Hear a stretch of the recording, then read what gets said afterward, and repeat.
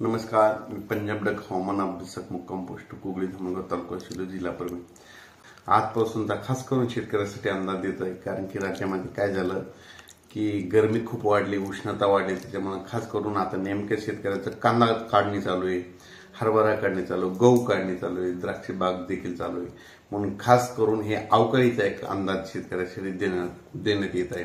तर शेतकऱ्याला सांगू इच्छितो 29 मार्च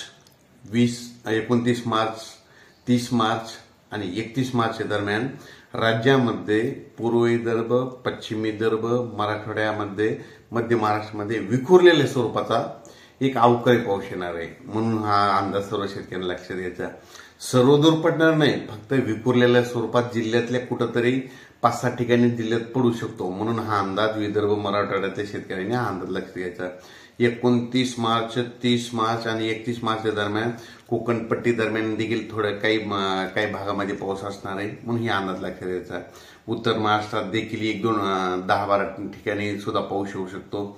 अवकाळीचा सर्व दूर नाही म्हणून एवढं घाबरायची काही कारण नाही. मध्य महाराष्ट्रात देखील पाऊस येणार आहे, विखुरलेल्या स्वरूपाचा असणार आहे. म्हणून हे अंदाज लक्षात घ्यायचा. त्याच्यानंतर मराठवाड्यातल्या शेतकऱ्यांनी देखील लक्षात घ्यायचं की परभणी जिल्हा झालं, बीड जिल्हा झालं, उस्मानाबाद, तसेच नंतर लातूर जिल्ह्यामध्ये सर्वदूर पडणार नाही. जिल्ह्यात एखाद्या 10-12 ठिकाणी पाऊस पडेल. म्हणून हा अंदाज लक्षात घ्यायचा. त्याच्यानंतर पूर्व विदर्भात आणि पश्चिम विदर्भात थोडं पावसाचं प्रमाण जास्त राहणार आहे.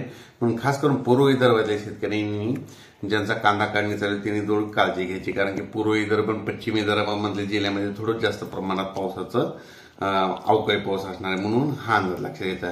पण राज्यात हा सर्वदूर पाऊस पडणारच नाही, फक्त विखुरलेल्या स्वरूपात आहे. म्हणून हा अंदाज लक्षात पण लागेल.